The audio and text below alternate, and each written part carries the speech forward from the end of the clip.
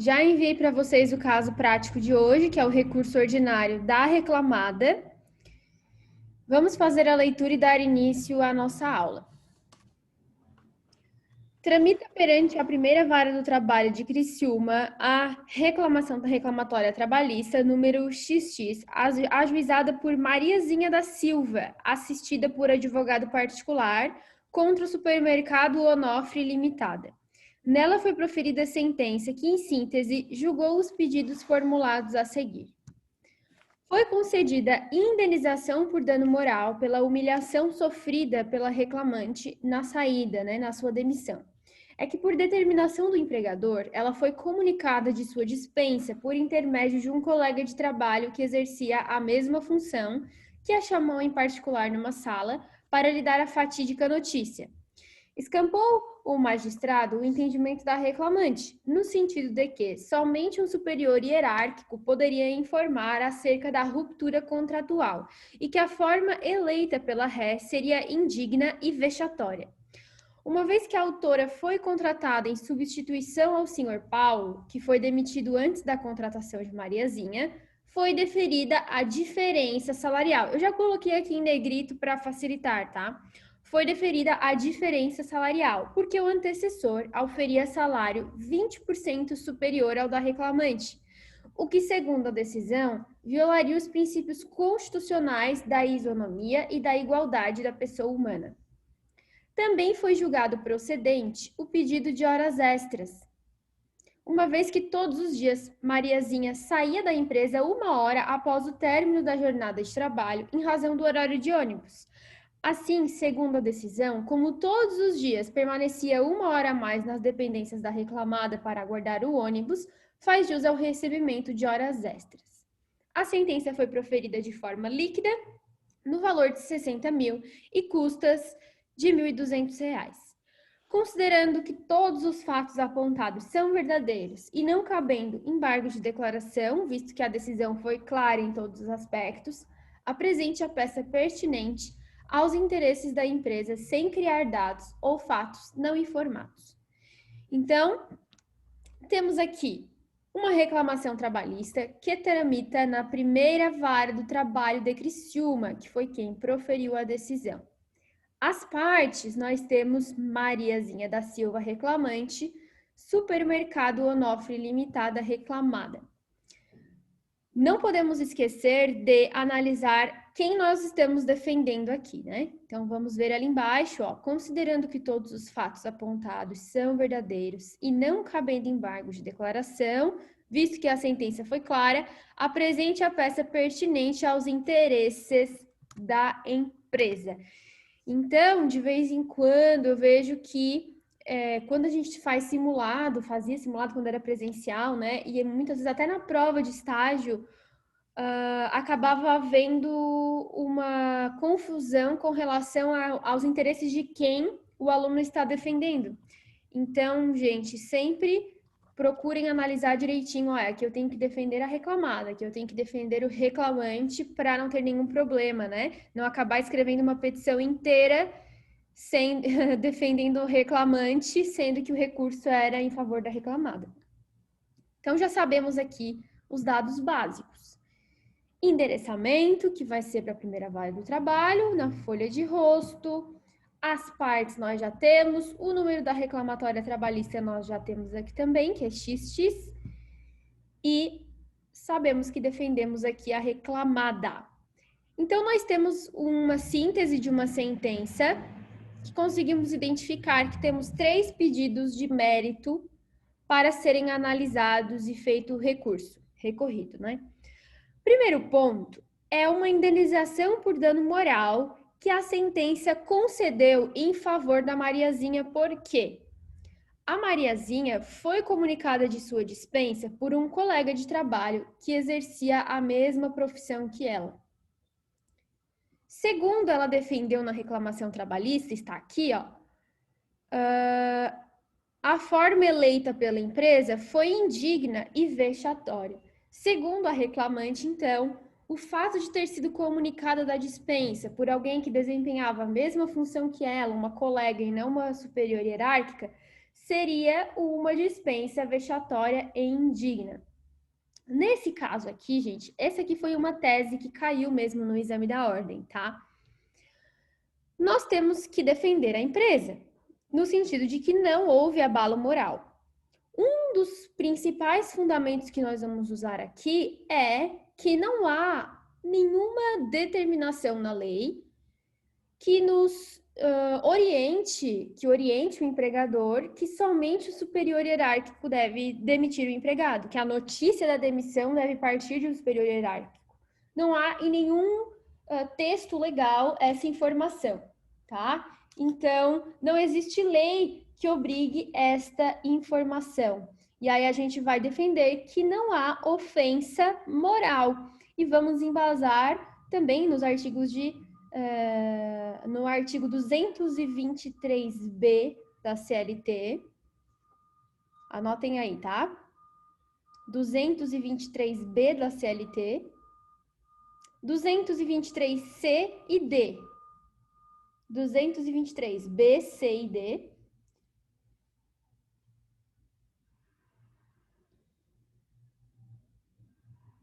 E vamos, então, também fundamentar que essa ruptura ela não foi vexatória porque ocorreu num local reservado, aqui mesmo diz, né? A chamou em particular numa sala. Então, aqui é uma questão muito mais de defender a perspectiva da empresa diante dessa situação, tá? Bem interessante esse pedido aqui que foi trazido, né, no exame da ordem. Porque não tem uma lei específica, é uma questão mais interpretativa e aqui a gente tem que defender como se fosse a empresa, tá? Não houve abalo moral.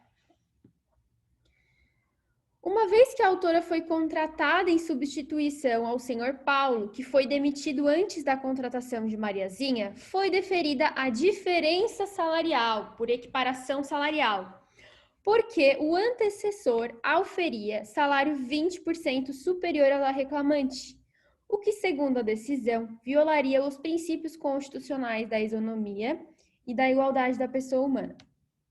Então, nesse segundo ponto aqui, na segunda tese, a Mariazinha ela teve concedido o pedido, reconhecido, né, o seu pedido de equiparação salarial com pagamento, consequente pagamento das diferenças salariais, porque ela foi contratada para substituir o Paulo.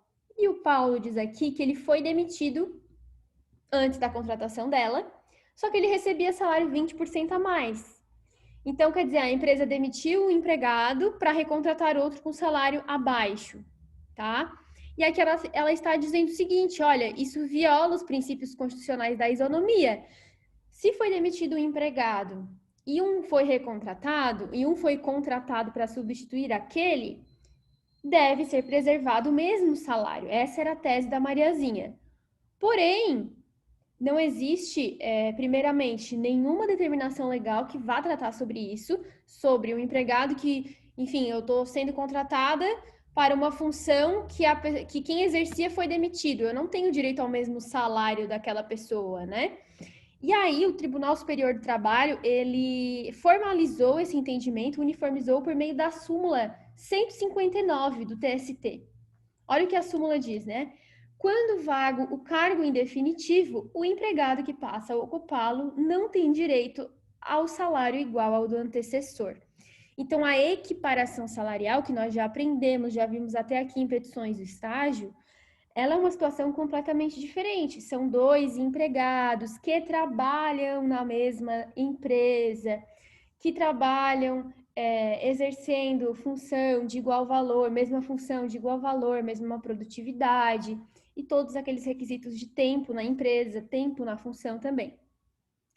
Portanto, quando a substituição é definitiva, como é o caso tratado aqui, aí não há a agregação do mesmo valor do antecessor, tá? Súmula 159, parágrafo 2º do TST.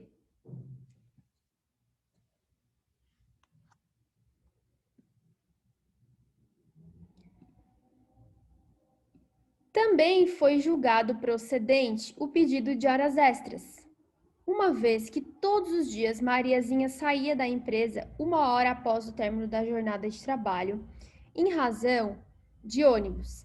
Assim, segundo a decisão, como todos os dias permanecia 1 hora a mais nas dependências da reclamada para guardar o ônibus, não faz jus ao recebimento de horas extras. Só vou pegar o artigo aqui do tempo à disposição, é o artigo 3º. Deixa eu só pegar aqui o artigo aqui, ó.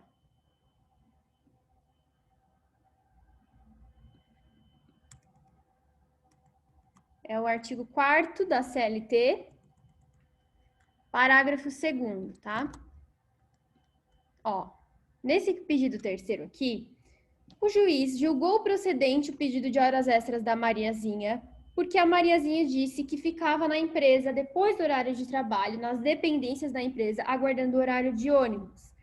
E aqui uma atenção que essa situação poderia ocorrer, a mesma situação, né, a mesma, poderia ocorrer no início da jornada. Então, vamos supor que a Mariazinha entrasse às 8, porém o ônibus dela chegasse às 6h30. Ela adentrasse na empresa às 6h30, porque teria que ficar ali esperando o horário. Tanto essa situação, quanto aguardar após o término da jornada de trabalho, quanto permanecer nas dependências da empresa no intervalo intra-jornada, todas essas situações, elas podem, como é nesse caso, se enquadrar no artigo 4º, parágrafo 2º da CLT. Olha o que diz o parágrafo 4º, artigo 2º da CLT. Por não se considerar tempo à disposição do empregador, não será computado como período extraordinário o período que exceder a jornada normal, quando o empregado, por escolha própria, buscar proteção pessoal em caso de insegurança nas vias públicas, bem como adentrar ou permanecer nas dependências da empresa para exercer atividades particulares, entre outras. Práticas religiosas, descanso, lazer, estudo, alimentação, atividades de relacionamento pessoal, higiene pessoal.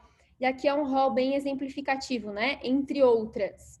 Então, nesse caso, esse artigo está dizendo o seguinte: quando o empregado ele permanece nas dependências da empresa por opção, por uma questão pessoal, e ele não está efetivamente trabalhando, prestando serviços, aquele tempo ali não é configurado tempo à disposição do empregador.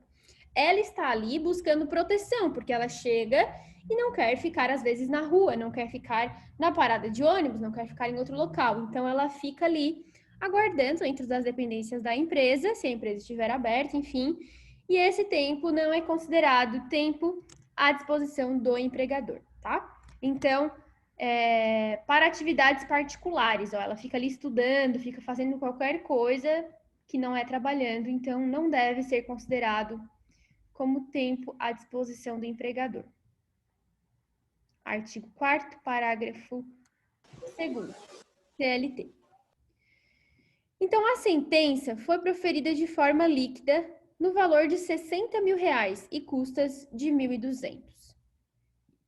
Primeiramente, antes de a gente seguir para a questão da peça em si, com relação às teses, tá tudo bem por aí? Então, vamos passar para a análise agora da nossa própria petição. Nós temos aqui um recurso da reclamada. Sempre que a gente tem um recurso da reclamada, nós vamos lembrar de analisar se vai ser o caso de efetuar depósito recursal e custas. Né? Nós vemos aqui que a reclamada ela foi condenada ao pagamento de R$60 mil. Então, primeira informação que nós temos, ela é a vencida. Se ela é a vencida, ela paga custas. Então, essas custas aqui, a reclamada vai ter que pagar. Quem tiver com o material aí impresso, já puxa uma flechinha e anota. Reclamada precisa pagar. Outra coisa, o depósito recursal, o valor da condenação de R$60 mil precisa ser garantido em juízo pela reclamada para que ela possa recorrer. Porém, como eu já expliquei na outra semana e também nos semestres anteriores, o depósito recursal ele vai ser limitado ao teto estabelecido pelo tribunal. Então, eu coloquei aqui uma tabelinha de limite dos valores de depósito recursal a partir desse ano agora, é a tabela atualizada pelo TST para esse ano. E o valor do recurso ordinário, o teto do recurso ordinário é R$10.059. Isso significa que, se o valor da condenação é maior que R$ 10.000, a reclamada só vai fazer o recolhimento do depósito recursal no limite de R$ 10.000 para o recurso ordinário. Esse é o máximo. Porém, se o valor da condenação tivesse aqui R$ 9.000, aí ela ia fazer o recolhimento na integralidade do depósito recursal. Por que eu estou dizendo isso? Para deixar bem claro que isso aqui não é valor para recorrer.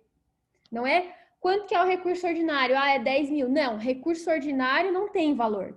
Tem um limite máximo. O que tem que fazer é garantir a execução. Se o valor da execução for 100 mil, o máximo que vai pagar é isso aqui. Se o valor da execução, se o valor da condenação, né, for 5 mil, o máximo que vai pagar aqui é 5 mil. Aí vai garantir a integralidade do juízo. Certo? Então, já sabemos que vai haver, sim, o recolhimento do depósito recursal e o recolhimento de custas processuais também. Vamos ver. Com relação à estrutura, como que vai ficar o nosso recurso ordinário? Primeiramente, nós vamos fazer uma folha de rosto, assim como os colegas que fizeram a petição da semana passada. Todas estavam ótimas, quem fez o recurso ordinário me enviou, todos os que eu recebi estavam muito bem escritos. Folha de rosto, endereçamento, nesse caso será aqui a primeira vara do trabalho de Criciúma, que foi quem proferiu a decisão, ao douto juiz da primeira vara do trabalho de Criciúma, número do processo, qualificação das partes, que nesse caso já estão qualificadas, nome da peça e fulcro.